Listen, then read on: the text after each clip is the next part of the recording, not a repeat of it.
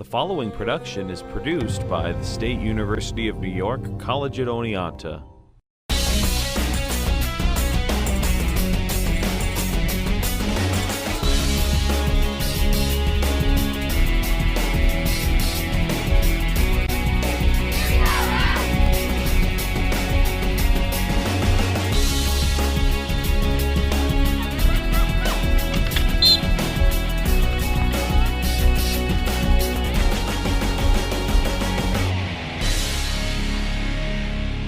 Good evening and welcome to another episode of Inside Red Dragon Sports. Tonight I'll be joined in studio by the sports editor of the Oneonta Daily Star, Dean Russin, to talk about what it's like to cover Oneonta State sports from the outside. So please join me after the break and I'll be joined in studio by Dean Russin. WUOW 104.7 FM is the region's premier radio station, offering award-winning programming from National Public Radio and Pacifica Radio networks, giving you the chance to become more informed about the arts, information, and entertainment from around the country and around the world. WUOW is your community radio station. Join us and support the sound. Welcome back. Joining me now in studio, sports editor of the Oneonta Daily Star and Oneonta alum, Dean Russin. Welcome to the show, Dean. Thank you. Well, why don't you tell us a little bit about yourself before we get started? I am an Oneonta State graduate. 1994, I think it was. It was a long time ago. You know, the years kind of just fly by after you graduate from college. I guess they fly by in college too. But I was born and raised in Binghamton, so about an hour away, and went to Seton Catholic Central High School. Played baseball there, and that's kind of how I got to Oneonta State. After Seton, I went to play baseball at Broome Community College, and then transferred up here to Oneonta State and played a couple years under Don Axtell, and I'm sure you're familiar with Don. Yeah. And we had a good year and a bad year, and that was it pretty much. Then I graduated and ended up in the newspaper business. Probably about 6 months later, I think it was, after my graduation, because it was hard finding a job, you know, right out of college, and you know, I just got lucky, I guess.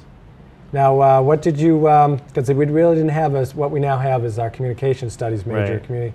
What did they have back then that you kind of were into that got you to be where you are now? Well, they had, it's funny, because they had, back in, when I was in college here, they had speech communications, and I was a mass communications major, or communications major at Broome Community College, and that was kind of the,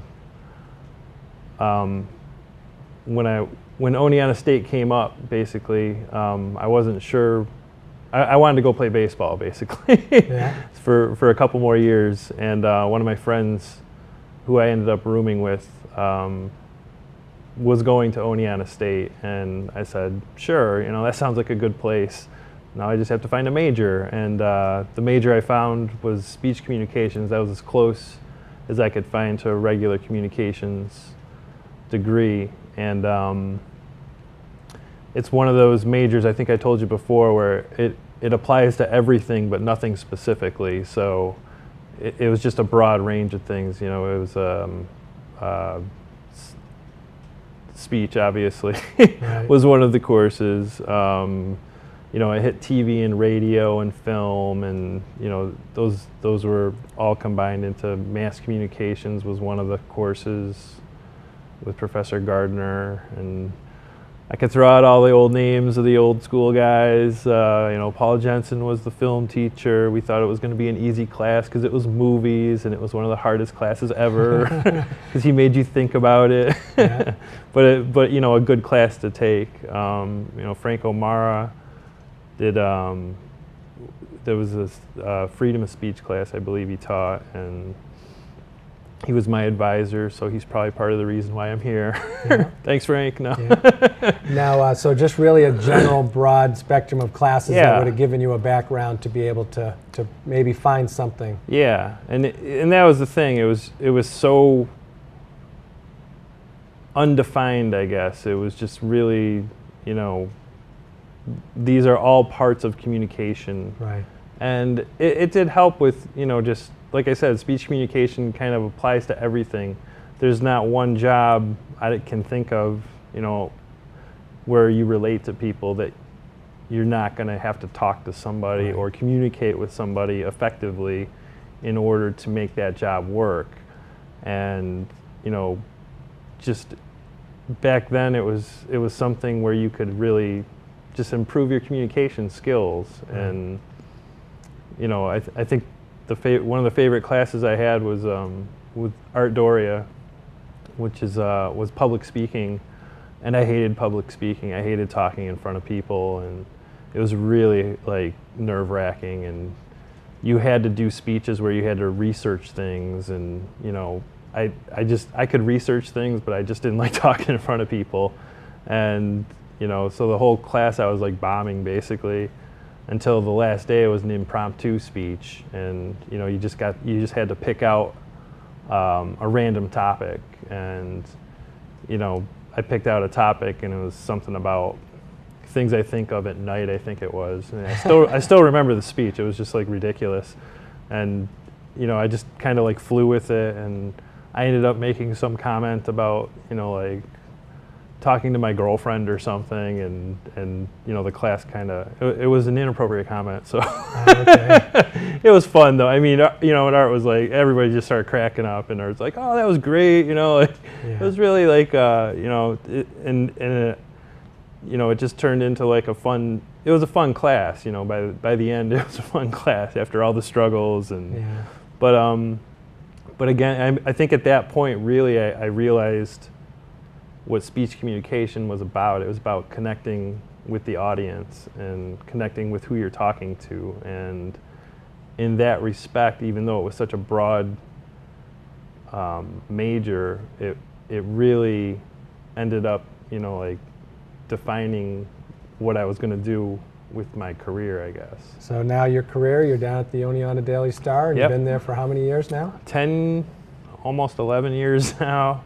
Okay. And like I said, the time just flies. I mean, it's a fun job, and it's a demanding job, and there's days it's really difficult, but when you get to the end, it's like, like we did it again. And we have a small staff, obviously. We have 3 full-timers in our sports department, and a couple of part-timers, and we cover a lot of things. I mean, Right. Oneonta State is one of the major beats, in Hartwick. Those are, the college beats are 2 of the bigger beats. But we also cover SUNY Delhi, we cover SUNY Cobleskill, we cover 30 high schools. We have the Soccer Hall of Fame, the Baseball Hall of Fame. It's a great area to you're never going to run out of stories Right. in this area. There's always something to cover. Right. And with 3 people, that's the challenge, finding how we can cover everything and kind of satisfy everybody and ourselves, when we're covering stuff. It's important to do both, I think. You can't kowtow to anybody, but you have to be fair and balanced, and at the end of the day, though, you have to really walk away saying, like, I'm satisfied with what we did today. Right. And that's hard to do a lot, because again, there's so many things to cover, and everybody deserves a story, Yeah. and you always want to get the best stuff in the paper. And Now, as far as you must get the crazed parents that call you. I mean, is that yeah, I mean, they all want their kid's name in the paper. They Yeah. all want their son or daughter, pictures. yeah. I mean, those things are frustrating. They are frustrating at times, but it's funny because the higher you get sports level wise, the easier it gets, which doesn't really make sense to some people. But you have a sports information department. We get stuff from you, so we don't have to spell everybody's name. You know, like it's in like an email or something, or we have like a roster or something like that. A lot of the phone calls we're getting from the high school, you know, all of the phone calls just about our, you know, this is our result from tonight. Here are the names. Coaches are spelling names to us over the, you know, over the phone, and you know, sometimes, you know, it doesn't. We miss a letter, or they misspell it to us, and you know, there's so, like I said, we cover 30 schools, so we're talking hundreds of kids a night who get their names in the paper, and if you misspell one kid's name, you know, you're going to hear about it, and that's like the biggest thing I preach in our department is just, you know, try to spell every name right, because like, you know, how would you like to open the newspaper and see like Geoff Hassard spelled Jeff Hazzard or something like that, you know, like I always say that to the guys, you know, just think about opening the paper and seeing your name misspelled for doing something good. You know, it's like it's really heartbreaking sometimes, and I totally understand the frustration and, you know, the parents, and you know, we try to, if we make a mistake, we fess up to it, and we try to correct it as soon as possible, and we're not out to get anybody.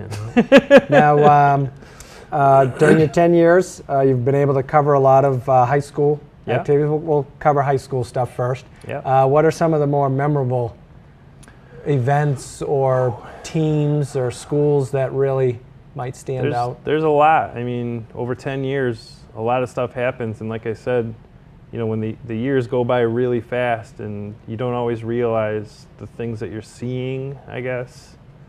But I mean, you know, when I first started here in '99, I think it was, the Oneonta High boys soccer team had an undefeated season, state champions, and like, it was, you know, that was an amazing season. I don't know how much I got to see of it because we just started, I just started working here, and you know, things were going kind of crazy just settling in, but it was one of those seasons that like nobody's ever going to forget, you know, in Oneonta, obviously.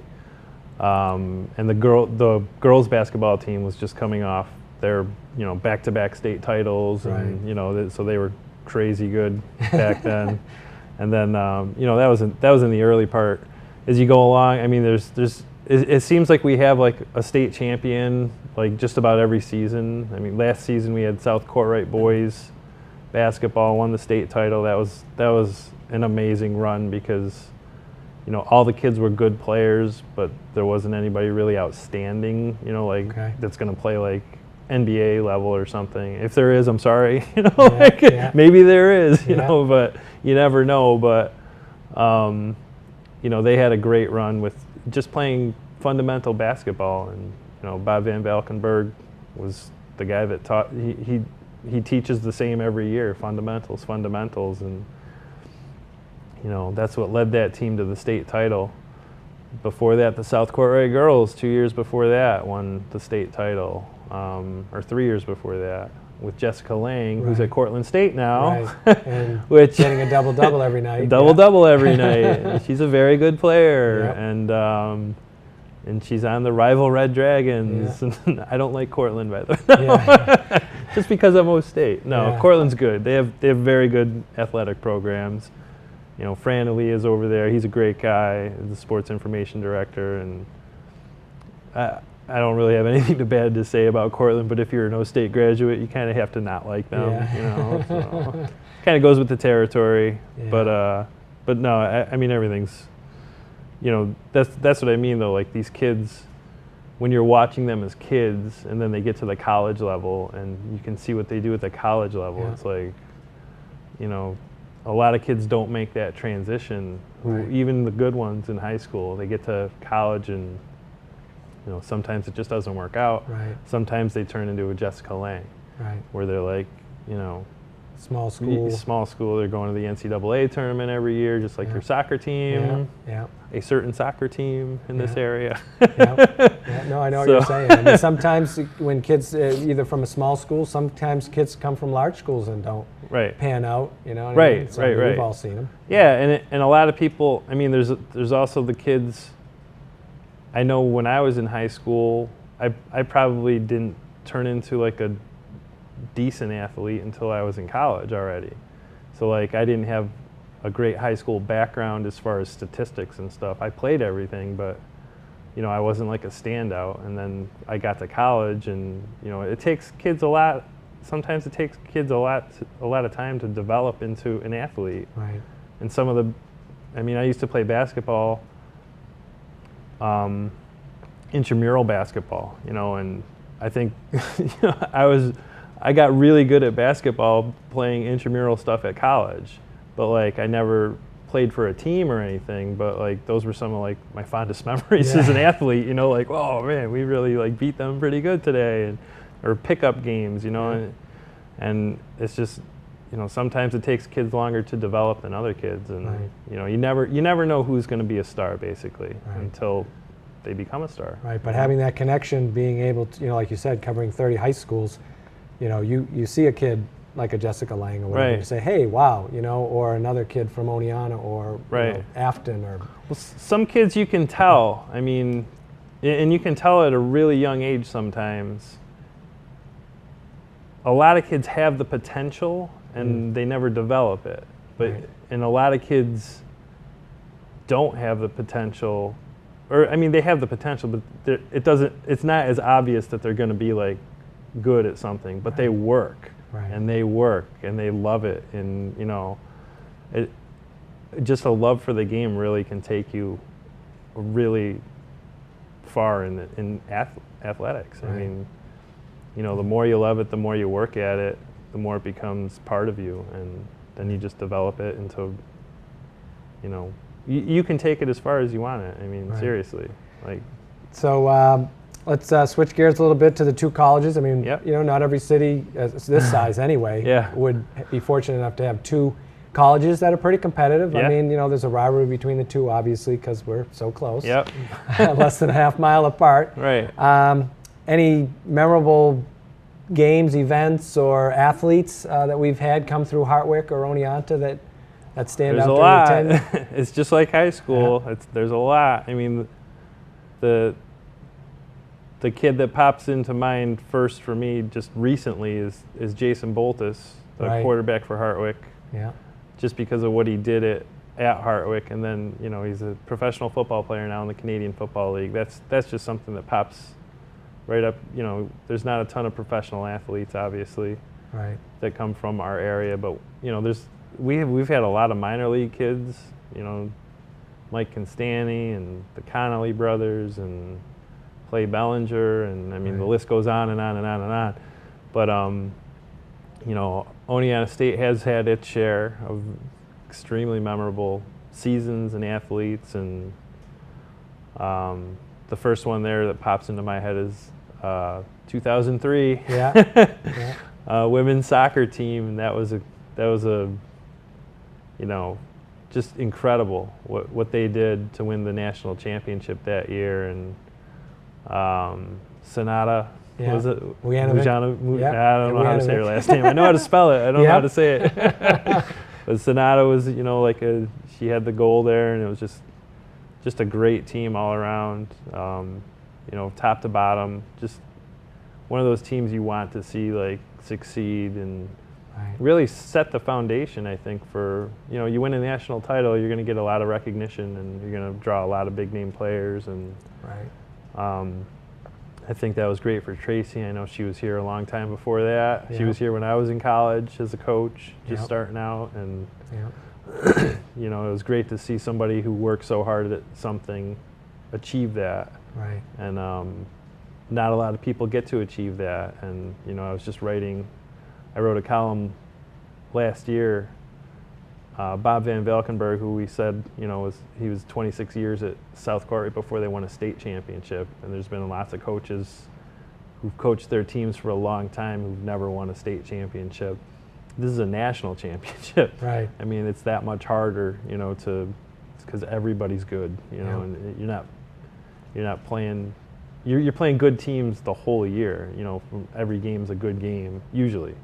And you know, for like I said, for Tracy, for the college to do that, and that was it was such a big year. I mean, Edmiston boys won the state soccer title that year in Class D, and again, there's 3 guys in our department, 3 people, and we have to cover a national championship and a state championship. And I think it was the same weekend, if I'm not mistaken. It was, if not, it was like maybe a week apart. Because ours was during Thanksgiving. Yeah, it might have been a week apart then. Yeah. But you guys were in the NCAAs then. Right, we were still, and we hosted every week right, that year. So we had to cover, so it was a crazy week. It was definitely a crazy month, November that year. But that was, as far as memorable things, that not much gets bigger than that. Right. I mean, now, I'm trying to think, were you there the night that we had the 4 overtime game, women's basketball? I wasn't there, but I think Mike Nagel was there. Oh, okay, yes, Mike, writer. yes. That was, I think so. That was in, what year was that? Oh boy, let me see, Paula Pulse. That was the year we went, Paula. That was the year before we went 26-1. She was it was funny. Paula's an athlete that I'll remember for a very long time, because not only did I cover her in college, I covered her in high school. Oh, and she went to Trumansburg. Yep. And I used to work for the Ithaca Journal. And Trumansburg had this one play where Paula would inbound the ball and then run around a screen to the baseline and hit the shot, like every time. That was their play, like, and they rode that play all the way up to the state tournament one year, and I was just like, yeah, it was Paula. She had such a nice shot, and then she was a smooth looking player. Yeah, she had a very smooth shot, and then I came up here, and the next thing I know, she was at Oneonta State, and I'm just like, well, this is weird. Yeah, yeah. I guess she was a pretty good volleyball player as well. Yeah, oh yeah, the volleyball didn't play team. For us, but yeah. The volleyball team at Trumansburg was good. I think they went to the intersectional one year, and those are flashbacks now. Those are such a long time ago. But yeah, I mean, it was always fun to, that's you don't get that often either as a reporter or an editor, to see somebody start young and then follow them all the way up. It happens more often now that I've been here 10 years, because I've seen kids, and especially now that my son's 7, right. I can see kids who are around his age developing, and I'm already picking out the kids who I know are going to be like really good in sports, going up the ladder here, and who we're going to have to focus on and who we're going to have to follow. I'm already predicting teams in the future and stuff. So certainly a lot of memories and a lot of good times. Oh, yeah. 10 years. Absolutely. And we certainly want to thank you for coming by today and sharing you. some of those stories with us. Thank you very much. And hopefully maybe we can have you back maybe in the springtime if it's not as crazy. Oh, absolutely. Springtime's a little bit easier, actually. Well, then maybe that's good then. Maybe we can get you to kind of do a year-end recap with us or something. Sure, sounds good. Okay, I'd like to thank Dean for coming down tonight. And I'd like to thank you again for joining us for another episode of Inside Red Dragon Sports. Please join us again next week when we'll have more guests to talk about Oneonta State athletics.